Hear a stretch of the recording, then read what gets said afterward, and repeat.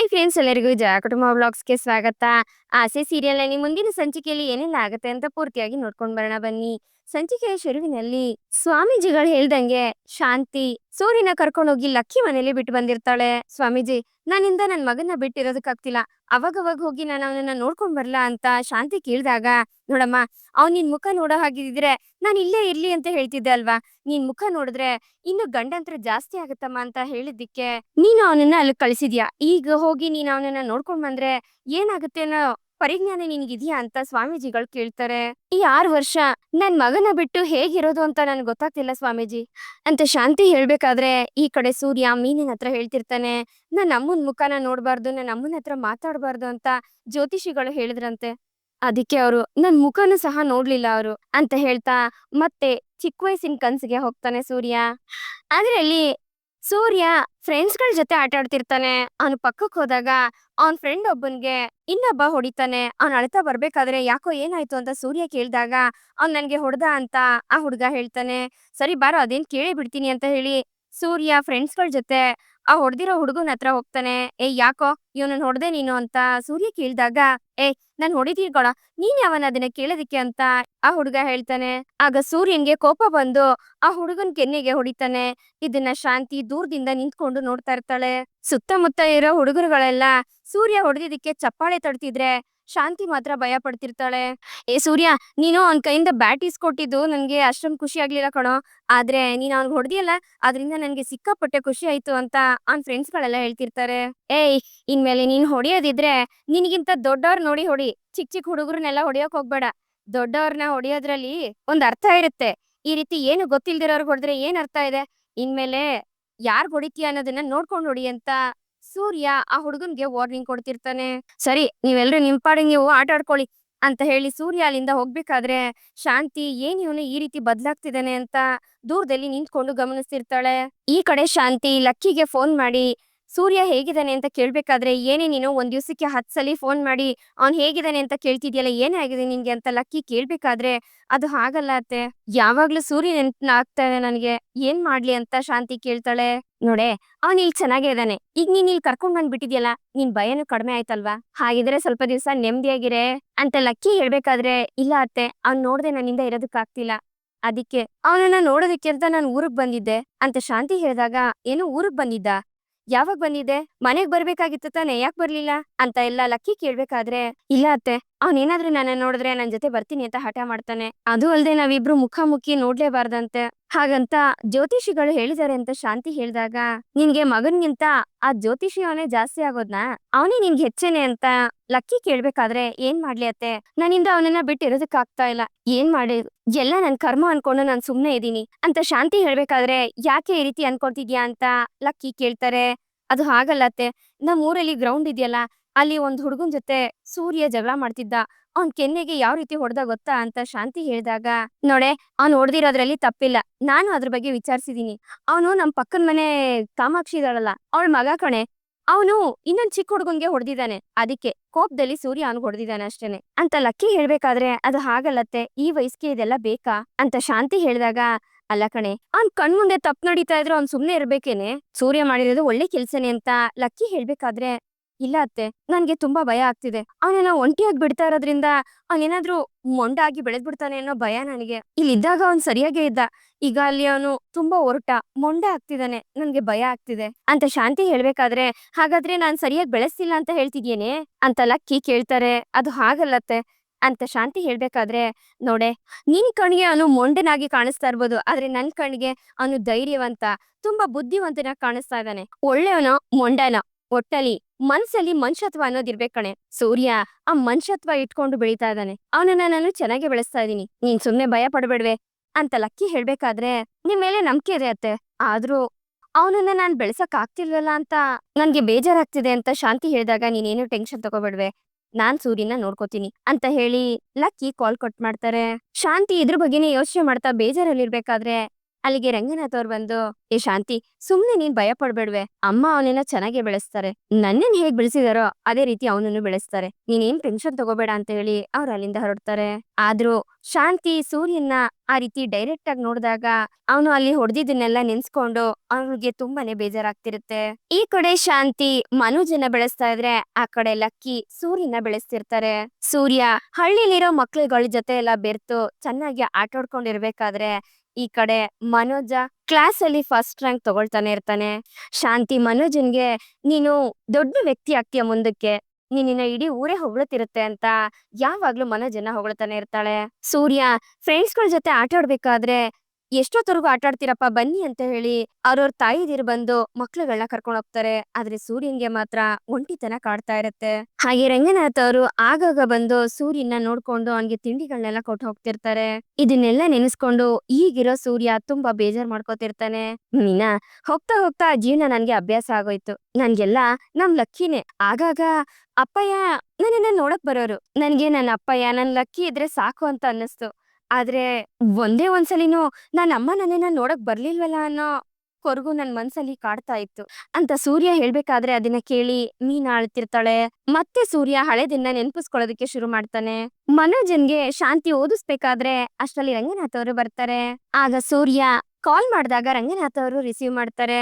ಅಪ್ಪ ಹೇಗಿದ್ಯಪ್ಪ, ಅಮ್ಮ ಹೇಗಿದ್ದಾರೆ, ಅಮ್ಮನ್ ಜೊತೆ ಮಾತಾಡ್ಬೇಕು ಅಂತ ಸೂರ್ಯ ಹೇಳಿದಾಗ, ಶಾಂತಿ ನೀನ್ ಹತ್ರ ಸೂರ್ಯ ಮಾತಾಡ್ಬೇಕಂತೆ ಅಂತ ರಂಗನಾಥ್ ಅವರು ಹೇಳ್ತಾರೆ. ಅಮ್ಮ ಎಲ್ಲಮ್ಮ ಹೋಗ್ತಿದ್ಯಾ, ನೀನ್ ಕುತ್ಕೊಳ್ಳೇಬೇಕಮ್ಮ, ನಾಳೆ ನನ್ಗೆ ಎಕ್ಸಾಮ್ ಇದೆ, ಆಮೇಲೆ ನಾನೆಲ್ಲ ಮರ್ತೋಗ್ಬಿಡ್ತೀನಿ, ಕುತ್ಕೋ ಅಂತ ಹೇಳಿ ಮನೋಜ ಶಾಂತಿಗೆ ಬಲವಂತವಾಗಿ ಅಲ್ಲೇ ಕೂರ್ಸ್ಕೊತಾನೆ. ರೀ, ನಾನ್ ಆಮೇಲೆ ಅವನ ಹತ್ರ ಮಾತಾಡ್ತೀನಿ ಅಂತ ಹೇಳಿ ಅಂತ ಶಾಂತಿ ಹೇಳಿದಾಗ, ಸೂರ್ಯ ಮನೋಜನ್ಗೆ ಅಮ್ಮ ಪಾಠ ಹೇಳ್ಕೊಡ್ತಿದ್ದಾರೆ, ಆಮೇಲೆ ಮಾಡ್ತಾರಂತಪ್ಪ ಅಂತ ರಂಗನಾಥ್ ಅವ್ರು ಹೇಳಿದಾಗ, ಅಪ್ಪಯ್ಯ ಅದ್ ಏನು ಅಂತ ಗೊತ್ತಿಲ್ಲ, ಅಮ್ಮನ್ಗೆ ನಾನು ಅಂದ್ರೆ ಇಷ್ಟ ಇಲ್ಲ ಅನ್ಸುತ್ತೆ, ಅದಕ್ಕೆ ಈ ನಡುವೆ ನನ್ನ ಹತ್ರ ಅವ್ರು ಮಾತಾಡೋದೇ ಇಲ್ಲ ಅಂತ ಸೂರ್ಯ ಹೇಳ್ಬೇಕಾದ್ರೆ, ಇಲ್ಲಪ್ಪ ಅವ್ರು ಖಂಡಿತ ಆಮೇಲೆ ಮಾತಾಡ್ತಾರೆ ಅಂತ ರಂಗನಾಥ್ ಅವರು ಸಮಾಧಾನ ಮಾಡ್ತಿರ್ತಾರೆ. ಸರಿಯಪ್ಪ ಅಂತ ಹೇಳಿ ಸೂರ್ಯ ಕಾಲ್ ಕಟ್ ಮಾಡ್ಬಿಡ್ತಾನೆ. ಇದನ್ನೆಲ್ಲ ಹೇಳ್ಕೊಂಡು ಸೂರ್ಯ ಮೀನಿನ ಹತ್ರ ಅಳ್ತಿರ್ತಾನೆ. ಹಾಗಿದ್ರೆ ಅತ್ತೆ ನಿಮ್ಮನ್ನ ಒಂದ್ಸಲಿ ನೋಡಕ್ ಬರ್ಲಿಲ್ವೇನ್ರಿ ಅಂತ ಮೀನಾ ಕೇಳಿದಾಗ, ನೋಡೋದಿರ್ಲಿ ಮೀನಾ, ನನ್ನ ಹತ್ರ ಮಾತಾಡೋದೇ ನಿಲ್ಲಿಸ್ಬಿಟ್ರ ಅವ್ರು, ಹಂಗೂ ಹಿಂಗೂ ಆ 6 ವರ್ಷ ಕಳೀತು ಅಂತ ಹೇಳ್ತಾ ಸೂರ್ಯ ಮತ್ತೆ ಕನ್ಸು ಕಾಣ್ತಿರ್ತಾನೆ. ಆಗ ಸೂರ್ಯಂಗೆ 12 ವರ್ಷ ಆಗಿರತ್ತೆ. ಅವನು ಎಲ್ಲಾ ಮಕ್ಳುಗಳ ಜೊತೆ ಸೇರಿ ಆಟ ಆಡ್ತಾ ಸೈಕಲ್ ಕಲಿತಾ ಅವನ್ ಜೀವನನ ಅವನು ತಾಯಿ ಇಲ್ದೆ ಹೋದ್ರು ಅಜ್ಜಿ ನೆರಳಲ್ಲಿ ಬೆಳ್ಕೊಂಡು ತುಂಬಾ ಖುಷಿ ಪಡ್ತಿರ್ತಾನೆ. ಪರವಾಗಿಲ್ವೇ, ನನ್ ಮೊಮ್ಮಗ ಒಂದೇ ದಿವಸದಲ್ಲಿ ಸೈಕಲ್ ಓಡ್ಸೋದ್ ಕಲ್ತ್ ಬಿಟ್ಟಿದಾನೆ, ಹೇಗೋ ಮುಂದೆ ಅವನ್ ಜೀವನನ ಅವ್ನ್ ಕಾಪಾಡ್ಕೋತಾನೆ ಅನ್ನೋ ನಂಬಿಕೆ ನನಗ್ ಬಂದ್ಬಿಟ್ಟಿದೆ. ಯಾರಿಲ್ದೆ ಹೋದ್ರು ಅವ್ನ್ ಒಂಟಿಯಾಗಿ ಎಲ್ಲದನ್ನು ಸಾಧಿಸ್ತಾನೆ ಅಂತ ಲಕ್ಕಿ ಅಕ್ಕಪಕ್ಕದವ್ರ ಮನೆಯವ್ರ ಹತ್ರ ಎಲ್ಲ ಹೇಳ್ಕೊಂಡು ಹೊಗಳ್ತಿರ್ತಾರೆ ಸೂರ್ಯನ. ಕೊನೆಗೂ ಸೂರ್ಯ ತನ್ನ ತಾಯಿನ ಸೇರೋ ದಿವಸ ಬರುತ್ತೆ. ಅವತ್ತು ಶಾಂತಿ, ರಂಗನಾಥ್ ಮತ್ತೆ ಮನೋಜ 3 ಜನ ಮನೆಗ್ ಬಂದು ಸೂರ್ಯನ ಕರ್ಕೊಂಡು ಹೋಗೋದಕ್ ಬಂದಿರ್ತಾರೆ. ಲೋ ರಂಗ, ವರ್ಷಗಳು ಉರುಳೋಗಿದ್ದೆ ಗೊತ್ತಾಗ್ಲಿಲ್ಲ ಕಣೋ, ನೋಡು ನಿನ್ನೆ ಮೊನ್ನೆ ತಾನೇ ನೀನು ಸೂರ್ಯನ ಕರ್ಕೊಂಡ್ ಬಂದು ಬಿಟ್ಟಂಗಿದೆ, ಆಗ್ಲೇ 6 ವರ್ಷ ಮುಗ್ದೋಯ್ತಲ್ಲೋ, ಮತ್ತೆ ಅವನನ್ನ ಕರ್ಕೊಂಡ್ ಹೋಗ್ತೀನಿ ಅಂತ ಬಂದ್ ನಿಂತ್ಕೊಂಡಿದೀರಾ ಅಂತ ರಂಗನಾಥ್ ಅವ್ರಿಗೆ ಲಕ್ಕಿ ಹೇಳ್ಬೇಕಾದ್ರೆ, ಅಮ್ಮ ನಮ್ಮಿಂದ ನಿಮ್ಗೆ ತುಂಬಾ ಕಷ್ಟ ಆಯ್ತಲ್ವಾ ಅಂತ ರಂಗನಾಥ್ ಅವ್ರು ಹೇಳ್ತಾರೆ. ಏ, ಇದ್ರಲ್ಲಿ ಏನೋ ಕಷ್ಟ ಇದೆ, ಅವನು ನನ್ ಮೊಮ್ಮಗನ್ ನೋಡ್ಕೊಳ್ಳೋದಕ್ಕೆ ನನ್ಗೆ ಯಾವ ಕಷ್ಟನೋ, ನೀವು ಅವನನ್ನ ಕರ್ಕೊಂಡ್ ಬಂದಿದ್ ಸ್ವಲ್ಪ ದಿವಸದವರೆಗೂ ನಾನ್ ಅವನ್ಗೆ ಆಸರೆ ಆಗಿದ್ದೆ, ಆದ್ರೆ ಈಗ ಅವನೇ ನನಗ್ ಆಸರೆ ಆಗಿದ್ದಾನಪ್ಪ ಅಂತ ಲಕ್ಕಿ ಹೇಳ್ಬೇಕಾದ್ರೆ, ಅಷ್ಟರಲ್ಲಿ ಸೂರ್ಯ ಆಟ ಮುಗಿಸಿ ಮನೆಗ್ ಬರ್ತಾನೆ. ಶಾಂತಿನ ನೋಡಿ ಹಾಗೆ ನಿಂತ್ಕೋತಾನೆ. ಶಾಂತಿ ಸೂರ್ಯ ಇಷ್ಟ್ ದೊಡ್ಡ ಹುಡುಗ ಆಗಿದಾನಲ್ಲ ಅಂತ ಅವನನ್ನೇ ನೋಡ್ತಿರ್ತಾಳೆ. ಹಾಗೆ ಅವಳ ಕಣ್ಣಲ್ಲಿ ಖುಷಿಯಿಂದ ಕಣ್ಣೀರ್ ಬರ್ತಿರತ್ತೆ. ಸೂರ್ಯ ಓಡೋಡ್ ಬಂದು ರಂಗನಾಥ್ನ ತಬ್ಕೊಂಡು ಹೇಗಿದ್ಯಾಪ್ಪ ಅಂತ ಕೇಳ್ಬೇಕಾದ್ರೆ, ನಾನ್ ಚೆನ್ನಾಗಿದ್ದೀನಿ ಅಂತ ರಂಗನಾಥ್ ಅವರು ಹೇಳ್ತಿರ್ತಾರೆ. ಶಾಂತಿ ಸೂರ್ಯ ನನ್ನನ್ನ ಮಾತಾಡ್ತಾನೆ ಅಂತ ಆಸೆಯಿಂದ ನೋಡ್ಬೇಕಾದ್ರೆ, ಸೂರ್ಯ ಮಾತ್ರ ಅವಳನ್ನ ತಲೆ ಎತ್ತಿ ಸಹ ನೋಡೋದಿಲ್ಲ. ಸರಿಪ್ಪ, ಹೋಗಿ ರೆಡಿ ಆಗು, ಮನೆಗ್ ಹೋಗೋಣ ಅಂತ ರಂಗನಾಥ್ ಅವ್ರು ಹೇಳಿದಾಗ, ನಾನ್ ಹೇಗಪ್ಪ ಬರ್ಲಿ, ನೀವ್ ಬರ್ಬೇಡ ಅಂತ ಹೇಳಿ ತಾನೆ ನನ್ನನ್ನ ಇಲ್ಲಿ ಕರ್ಕೊಂಡ್ ಬಂದ್ಬಿಟ್ಟಿರೋದು ಅಂತ ಸೂರ್ಯ ಹೇಳ್ಬೇಕಾದ್ರೆ, ಅದೆಲ್ಲ ಮುಗೀತು ಕಣೋ, ಇವಾಗ ನೀನನ್ನ ಮನೆ ಕರ್ಕೊಂಡ್ ಹೋಗ್ತೀವಿ ಅಂತ ರಂಗನಾಥ್ ಅವರು ಹೇಳಿ ಹೋಗಿ ರೆಡಿ ಆಗು ಅಂತ ಹೇಳ್ತಾರೆ. ಹೌದು ಕಣೋ ಸೂರ್ಯ, ನಿನ್ನನ್ನ ಕರ್ಕೊಂಡ್ ಹೋಗೋದಿಕ್ಕೆ ನಿಮ್ಮಪ್ಪ ನಿಮ್ಮಮ್ಮ ಬಂದಿದ್ದಾರೆ ಅಂತ ಲಕ್ಕಿ ಹೇಳ್ಬೇಕಾದ್ರೆ, ಇಲ್ಲ ಲಕ್ಕಿ, ನಾನ್ ಎಲ್ಲೂ ಹೋಗೋದಿಲ್ಲ, ನಾನ್ ಇಲ್ಲೇ ಇರ್ತೀನಿ ಅಪ್ಪ, ನಾನು ಈ ಲಕ್ಕಿ ಮನೆಯಲ್ಲೇ ಇರ್ತೀನಿ ಅಂತ ಸೂರ್ಯ ಹೇಳ್ಬೇಕಾದ್ರೆ ಶಾಂತಿಗೆ ಶಾಕ್ ಆಗತ್ತೆ. ಹೌದಪ್ಪ, ನನ್ ಫ್ರೆಂಡ್ಸ್ ಎಲ್ಲ ಇಲ್ಲೇ ಇದಾರೆ, ನೀನು ಮಾಮೂಲಿ ತರ ಯಾವಾಗ್ಲೂ ಬಂದು ಅವಾಗವಾಗ ನನ್ನನ್ನ ನೋಡ್ಕೊಂಡು ಹೋಗಪ್ಪ, ನಾನ್ ಇಲ್ಲೇ ಇರ್ತೀನಿ ಅಂತ ಸೂರ್ಯ ಹಠ ಮಾಡ್ತಾನೆ. ಲೋ ಸೂರ್ಯ, ನಾವೇ ಬೇಕಿದ್ರೆ ಅವಾಗವಾಗ ಬಂದು ಅಜ್ಜಿನ ನೋಡ್ಕೊಂಡು ಹೋಗೋಣ ಕಣಪ್ಪ, ನಾನೇ ಬೇಕಿದ್ರೆ ನಿನ್ನನ್ನ ಕರ್ಕೊಂಡ್ ಬರ್ತೀನಿ. ಇವಾಗ ನಾವ್ ಹೋಗೋಣ. ಅಲ್ಲಿ ಮನೋಜ ಓದ್ತಿರೋ ಸ್ಕೂಲಲ್ಲೇ ನಿನಗೂ ಒಂದ್ ಸೀಟ್ ಕೊಡಿಸ್ತೀನಪ್ಪ. ಒಳ್ಳೆ ಸ್ಕೂಲ್ ಅದು ಅಂತ ರಂಗನಾಥ್ ಅವ್ರು ಹೇಳ್ಬೇಕಾದ್ರೆ, ಅಪ್ಪ ಇಲ್ಲಿರೋ ಸ್ಕೂಲೇ ಸಾಕು ನನ್ಗೆ. ನಾನು ಲಕ್ಕಿ ಜೊತೆನೆ ಇರ್ತೀನಿ. ಲಕ್ಕಿನ್ ಯಾರ್ ನೋಡ್ಕೋತಾರೆ ಅಂತ ಸೂರ್ಯ ಹೇಳ್ಬೇಕಾದ್ರೆ, ಏ ಸೂರ್ಯ, ನನ್ನನ್ ನೋಡ್ಕೊಳ್ಳೋದ್ ನನ್ಗ್ ಗೊತ್ತು ಕಣಪ್ಪ. ನೀನ್ ಹೋಗು. ಅಪ್ಪ ಅಮ್ಮನ್ ಜೊತೆ ಹೋಗು ಅಂತ ಲಕ್ಕಿ ಹೇಳ್ತಾರೆ. ಇಲ್ಲ ಲಕ್ಕಿ, ನಾನ್ ಹೋಗೋದಿಲ್ಲ ಅಂತ ಸೂರ್ಯ ಹೇಳ್ಬೇಕಾದ್ರೆ, ಯಾಕಪ್ಪ ಈ ರೀತಿ ಹಠ ಮಾಡ್ತಾ ಇದೀಯಾ ಅಂತ ರಂಗನಾಥ್ ಅವ್ರು ಹೇಳ್ತಾರೆ. ಅಪ್ಪ ನೀವೇ ಅಲ್ವಪ್ಪ ನನ್ನನ್ ಇಲ್ಲಿ ಬಿಟ್ಟಿದ್ದು. ಆದ್ರೂ ನನ್ ಫ್ರೆಂಡ್ಸ್ ಎಲ್ಲ ಇಲ್ಲೇ ಇದಾರೆ. ನಾನ್ ಬರೋದಿಲ್ಲಪ್ಪ. ಲಕ್ಕಿ ಜೊತೆ ಇರೋದಕ್ಕೆ ನನ್ಗೆ ತುಂಬಾ ಇಷ್ಟ ಆಗತ್ತೆ ಅಪ್ಪ ಅಂತ ಸೂರ್ಯ ಹೇಳ್ಬೇಕಾದ್ರೆ, ಅಮ್ಮ ಅವ್ನ್ ಬರೋದಿಲ್ಲ ಅಂತ ಹೇಳ್ತಾ ಇದ್ದಂತಾನೆ, ಅವ್ನ್ ಇಲ್ಲೇ ಇರ್ಲಿ ಬಿಡು ಅಂತ ಮನೋಜ ಹೇಳ್ತಾನೆ. ಸೂರ್ಯ, ಯಾಕಪ್ಪ ಈ ರೀತಿ ಮಾತಾಡ್ತೀಯಾ? ನೀನು ಇಷ್ಟ ದಿವ್ಸ ಇಲ್ಲಿದ್ದಿದ್ ಸಾಕು. ಬಾ ನಮ್ ಮನೆಗ್ ಹೋಗೋಣ ಅಂತ ಶಾಂತಿ ಹೇಳ್ಬೇಕಾದ್ರೆ, ಇಲ್ಲ ನಾನ್ ಬರೋದಿಲ್ಲ, ನಾನು ಲಕ್ಕಿ ಜೊತೆನೆ ಇರ್ತೀನಿ ಅಂತ ಹೇಳಿ ಸೂರ್ಯ ಓಡೋಗಿ ಲಕ್ಕಿನ ತಬ್ಕೊಳ್ತಾನೆ. ಸೂರ್ಯ, ನಿನಗೆ ಅಪ್ಪ ಅಮ್ಮ ಬೇಡ್ವಾ ಅಂತ ಶಾಂತಿ ಕೇಳ್ಬೇಕಾದ್ರೆ, ಅಮ್ಮ ನಿನ್ನ ನೋಡ್ದೆ ಇರೋದ್ರಿಂದ ನನ್ಗೆ ನಿನ್ ಮುಖನೇ ಮರ್ತೋಗಿದೆ. ನೀನು ಒಂದ್ ದಿವ್ಸನೇ ನನ್ನನ್ನ ನೋಡೋದಕ್ ಬಂದಿಲ್ಲ ಅಂತ ಸೂರ್ಯ ಹೇಳ್ಬೇಕಾದ್ರೆ, ಅದನ್ನ ಕೇಳಿ ಶಾಂತಿ ಅಳ್ತಿರ್ತಾಳೆ. ನೋಡಪ್ಪ, ಅದಕ್ಕೆ ಒಂದು ಕಾರಣ ಇದೆ ಅಂತ ಶಾಂತಿ ಹೇಳಿದಾಗ, ಎಷ್ಟೇ ಆದ್ರೂ ನಾನ್ ನಿನ್ ಮಗ ತಾನೆ, ನನ್ನನ್ನ ನೋಡಕ್ ಬರ್ದೇರಂತ ಅಂತ ಕಾರಣ ಏನಿತ್ತು? ಇವನನ್ನ ಮಾತ್ರ ನಿಮ್ ಜೊತೆ ಇಟ್ಕೊಂಡ್ ಬೆಳೆಸಿದ್ರಿ ಅಂತ ಸೂರ್ಯ ಹೇಳ್ಬೇಕಾದ್ರೆ, ಯಾಕಂದ್ರೆ ನಾನು ಅಮ್ಮನ್ ಫೇವ್ರೇಟ್ ಕಣೋ, ನೀನ್ ಜೊತೆಲಿದ್ರೆ ಅಮ್ಮಂಗೆ ಬರೀ ಬ್ಯಾಡ್ ಥಿಂಗ್ಸೇ ನಡೆಯುತ್ತಂತೆ ಅಂತ ಮನೋಜ ಹೇಳ್ಬೇಕಾದ್ರೆ, ಮನೋಜ ಸುಮ್ನೆ ನಿಂತ್ಕೊಳ್ಳೋ ಅಂತ ಶಾಂತಿ ಮನೋಜಂಗೆ ಬೈತಾಳೆ. ಮನೋಜ, ನೀನೇನು ಮಾತಾಡ್ಬಾರ್ದು ಅಂತ ತಾನೇ ನೀನ್ ಇಲ್ಲಿ ಕರ್ಕೊಂಡ್ ಬಂದಿದ್ದು. ಅಷ್ಟ್ ಹೇಳಿದ್ರು ಈ ತರ ಮಾತಾಡ್ತಾ ಇದೆಯಲ್ಲ, ಬುದ್ಧಿ ಇಲ್ವಾ ಅಂತ ರಂಗನಾಥ್ ಅವರು ಮನೋಜ್ಗೆ ಬೈತಾರೆ. ಸೂರ್ಯ, ಇನ್ಮೇಲೆ ಅಮ್ಮ ನಿನ್ನನ್ನ ಎಲ್ಲೂ ಕಳ್ಸೋದಿಲ್ಲಪ್ಪ. ನಿನ್ನ ಯಾವತ್ತೂ ನಾನ್ ದೂರ ಮಾಡ್ಕೊಳ್ಳೋದಿಲ್ಲ. ಬಾರಪ್ಪ ನಮ್ ಮನೆಗ್ ಹೋಗೋಣ ಅಂತ ಶಾಂತಿ ಸೂರ್ಯನ ಹತ್ರ ಹೋಗ್ಬೇಕಾದ್ರೆ, ಇಲ್ಲ ನಾನ್ ಬರೋದಿಲ್ಲ, ನಿಮ್ ಜೊತೆ ಬರದೇ ಇಲ್ಲ ಅಂತ ಹೇಳಿ ಸೂರ್ಯ ಹೋಗಿ ರಂಗನಾಥ್ ಹಿಂದೆ ಬಚ್ಚಿಟ್ಕೊಳ್ತಾನೆ. ಯಾಕ್ ಸೂರ್ಯ, ಹೇಳ್ತಾರ ನಿನ್ಗೆ ಅರ್ಥ ಆಗ್ತಿಲ್ವಾ? ಯಾವತ್ತಿಂದ ನೀನ್ ಇಷ್ಟೊಂದು ಹಠ ಮಾಡೋಕ್ ಶುರು ಮಾಡ್ದೆ ಅಂತ ಶಾಂತಿ ರೇಗಾಡ್ಬೇಕಾದ್ರೆ, ಶಾಂತಿ, ಯಾಕೆ ಅವನ ಮೇಲೆ ರೇಗಾಡ್ತಾ ಇದ್ಯಾ? ನೀನೇ ತಾನೇ ಅವನನ್ನ ಇಲ್ಲಿ ಕರ್ಕೊಂಡ್ ಬಂದ್ಬಿಟ್ಟಿದ್ದು. ಅವನನ್ನ ನೋಡೋದಕ್ಕೆ ನೀನ್ ಇಲ್ಲಿ ಬರ್ಲೂ ಇಲ್ಲ. ದಿಢೀರ್ ಅಂತ ಬಂದ್ಬಿಟ್ಟು ಬಾ ಅಂತ ಕರೆದ್ರೆ ಅವ್ನ್ ಹೇಗೆ ಬರ್ತಾನೆ? ಇನ್ನೊಂದ್ ಸ್ವಲ್ಪ ದಿವಸ ಬೇಕಿದ್ರೆ ಅವ್ನ್ ಇಲ್ಲೇ ಇರ್ಲಿ ಅಂತ ಲಕ್ಕಿ ಹೇಳ್ಬೇಕಾದ್ರೆ, ಇಲ್ಲ ಅತ್ತೆ, ನಾವು ಅವನನ್ನ ಕರ್ಕೊಂಡ್ ಹೋಗ್ತೀವಿ. ಅಲ್ಲಿದ್ರೆ ಅವನು ಸರಿಯಾಗೂ ಇರ್ತಾನೆ, ಚೆನ್ನಾಗ್ ಓದ್ತಾನೆ ಅಂತ ಶಾಂತಿ ಹೇಳ್ಬೇಕಾದ್ರೆ, ಇಲ್ಲೂ ಅವನೇ ಚೆನ್ನಾಗೆ ಓದ್ತಾ ಇದ್ದಾನ್ ಕಣೆ. ಅಮ್ಮ ಅವನನ್ನ ಚೆನ್ನಾಗೆ ಬೆಳೆಸ್ತಾ ಇದಾರೆ. ಅಮ್ಮ, ಆ ಜ್ಯೋತಿಷಿದವ್ರು ಹೇಳಿ ಟೈಮ್ ಮುಗೀತು. ಇನ್ಮೇಲೆ ಯಾಕೆ ಅವ್ರಿಬ್ರು ದೂರ ಆಗಿರ್ಬೇಕು? ಅದಕ್ಕೆ ಶಾಂತಿ ಇವನನ್ನ ಕರ್ಕೊಂಡೋಗಿ ಅಲ್ಲೇ ನೋಡ್ಕೋಬೇಕು ಅಂತ ಅನ್ಕೊಂಡಿದ್ದಾಳೆ ಅಂತ ರಂಗನಾಥ್ ಅವ್ರು ಹೇಳಿದಾಗ, ಅಲ್ಲ ಕಣೋ ರಂಗ, ಅವಳ ಮಗನ್ನ ಅವಳು ಕರ್ಕೊಂಡ್ ಹೋಗ್ತಿದ್ದಾಳೆ, ಅದಕ್ ನಾನೇನಪ್ಪ ಹೇಳಿ? ಅವನನ್ನ ಚೆನ್ನಾಗಿ ಓದ್ಸಿ ಒಬ್ಬ ಒಳ್ಳೆ ವ್ಯಕ್ತಿಯಾಗಿ ಬೆಳೆಸಿದ್ರೆ ಅಷ್ಟೇ ಸಾಕಪ್ಪ ಅಂತ ಲಕ್ಕಿ ಹೇಳ್ಬೇಕಾದ್ರೆ, ಲಕ್ಕಿ, ನಾನೆಲ್ಲೂ ಹೋಗೋದಿಲ್ಲ ಲಕ್ಕಿ, ನಾನ್ ನಿನ್ ಜೊತೆನೆ ಇರ್ತೀನಿ ಅಂತ ಸೂರ್ಯ ಹಠ ಮಾಡ್ತಿರ್ತಾನೆ. ನೋಡಪ್ಪ, ನಿನ್ನನ್ನ ಅವಾಗ ಬಂದು ನಾನ್ ನೋಡ್ಕೊಂಡ್ ಹೋಗ್ತೀನಿ, ನೀನು ನಿಮ್ಮ ಅಪ್ಪ ನಿಮ್ಮ ಅಮ್ಮನ ಜೊತೆ ಹೋಗು ಅಂತ ಲಕ್ಕಿ ಹೇಳ್ಬೇಕಾದ್ರೆ, ಸೂರ್ಯ, ನಾವೆಲ್ಲರೂ ಜೊತೆಯಾಗಿ ಇರೋಣ ಕಣಪ್ಪ, ಈಗ ಹೋಗೋಣವಾ ಅಂತ ರಂಗನಾಥ್ ಅವ್ರು ಕೇಳ್ತಾರೆ. ಆಗ ಸೂರ್ಯ ಮತ್ತೆ ಅದೇ ರೀತಿ ಹಠ ಮಾಡ್ತಾನೆ, ನಾನ್ ಬರೋದಿಲ್ಲ ಅಂತ. ಸೂರ್ಯ, ನಾನ್ ನಿನ್ನ ಬಿಟ್ಟು ಹೋಗ್ಬಿಟ್ಟೆ ಅಂತ ಈ ರೀತಿ ಎಲ್ಲ ಮಾಡ್ಬೇಡ್ವೋ. ಇನ್ಮೇಲೆ ಅಮ್ಮ ನಿನ್ನ ಎಲ್ಲೂ ಬಿಟ್ಟು ಹೋಗೋದಿಲ್ಲ, ಬಾರೋ ಅಂತ ಹೇಳಿ ಶಾಂತಿ ಬಲ್ವಂತ ಮಾಡ್ಬೇಕಾದ್ರೆ, ಇಲ್ಲ ನಾನು ಅಜ್ಜಿ ಜೊತೆನೆ ಇರ್ತೀನಿ ಅಂತ ಸೂರ್ಯ ಹಠ ಮಾಡ್ತಿರ್ತಾನೆ. ನೋಡಿ ಶಾಂತಿ, 6 ವರ್ಷದಿಂದ ಅವನು ನಿನ್ನನ್ನ ನೋಡಿಲ್ಲ, ಇಲ್ಲೇ ಬೆಳೆದಿದ್ದಾನೆ, ಅದಕ್ಕೆ ಅವನ್ಗೆ ಬರೋದಕ್ಕೆ ಮನ್ಸೇ ಆಗ್ತಿಲ್ಲ. ಸೂರ್ಯ, ನಾನ್ ನಿನ್ನ ಅಜ್ಜಿನ ನೋಡೋದಕ್ಕೆ ಕರ್ಕೊಂಡ್ ಬರ್ತೀನಪ್ಪ, ಅಜ್ಜಿನೂ ನಿನ್ನನ್ನ ನೋಡಕ್ ಬರ್ತಿರ್ತಾರೆ, ಬಾರಪ್ಪ ಅಂತ ಹೇಳಿ ರಂಗನಾಥ್ ಅವರು ಸೂರ್ಯನ ಸಮಾಧಾನ ಮಾಡ್ತಾರೆ. ಆಗ ಸೂರ್ಯ, ನಿನ್ನನ್ನ ಬಿಟ್ಟು ಹೋಗೋದಕ್ಕೆ ನನ್ ಮನ್ಸಿಲ್ಲ ಅಜ್ಜಿ ಅಂತ ಹೇಳಿ ಲಕ್ಕಿನ ತಬ್ಕೊಂಡು ಅಳಬೇಕಾದ್ರೆ, ಶಾಂತಿಗೆ ಕೋಪ ಬಂದು ಅವನನ್ನ ಬಲವಂತವಾಗಿ ಅಲ್ಲಿಂದ ಎಳ್ಕೊಂಡು ಹೋಗ್ತಾಳೆ. ಇದನ್ನೆಲ್ಲ ನೋಡಿ ಲಕ್ಕಿ ಅಳ್ತಿದ್ರೆ ರಂಗನಾಥ್ ಅವರು ಲಕ್ಕಿಗೆ ಸಮಾಧಾನ ಮಾಡಿ ಅವರು ಅಲ್ಲಿಂದ ಹೊರಡ್ತಾರೆ.